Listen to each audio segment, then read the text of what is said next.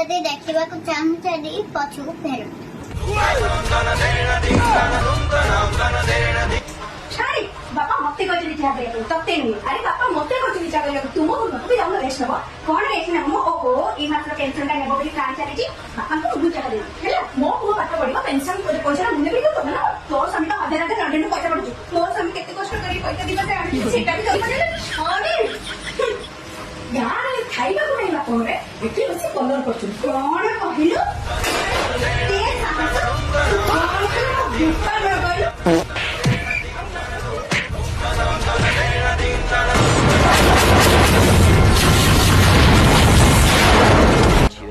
有人。